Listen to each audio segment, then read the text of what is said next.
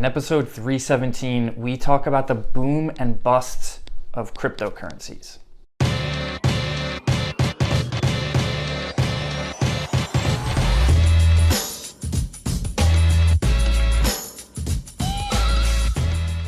Welcome back to the Mullooly Asset Show. I'm your host, Casey Mullooly, back with you for episode 317. The crypto world is ablaze here in mid to late November of 2022 as news has broke over the last week or so that multiple exchanges, cryptocurrency exchanges, have had to file for bankruptcy, which has shaken investors' confidence in the whole area, and it's made it difficult for users, retail users, to get their actual dollars off of the platform. It's been a mess, and hopefully you didn't put any serious money into this area of the market. Any money that you put in, you have to be willing to lose, so hopefully you stuck to that.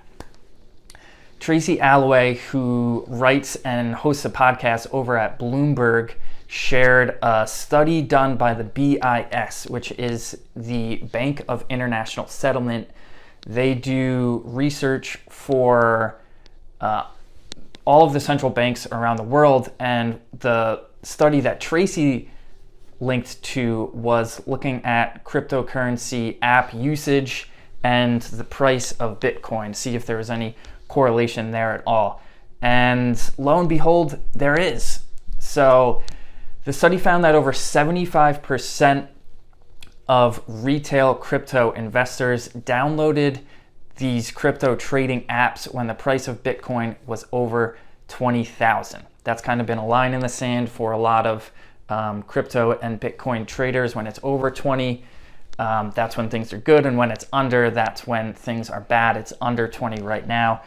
So 75% of people who use the app are downloading it when it is over $20,000. So when prices are high, it attracts more attention, and more attention means more dollars.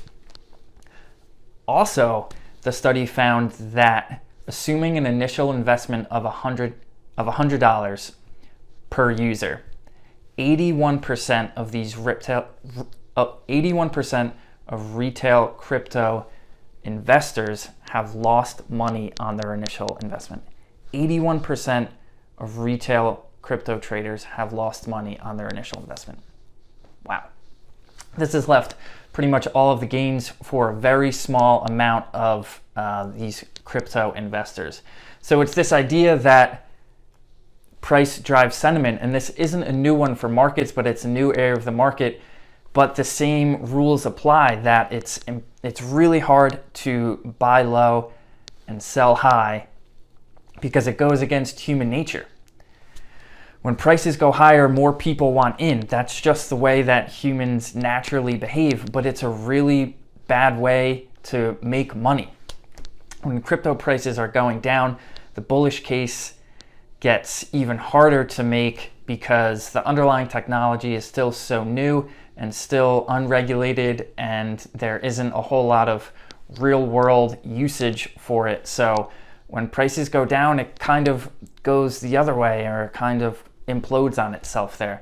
At least when stocks and bonds are, the value or the prices are going down, at least they get attractive at some point because they're based on corporations and governments that have future cash flows. The whole crypto bullish case is really you buy it and you try and sell it to someone at a higher price down the road.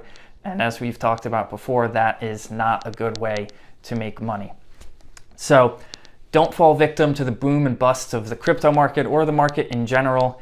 If you're looking to make a quick buck, you have to be willing to lose a quick buck, and maybe you should just systematically invest instead. So that's the message for episode 317 of the Mullooly Asset Show. Thanks as always for tuning in. We'll be back with you next week.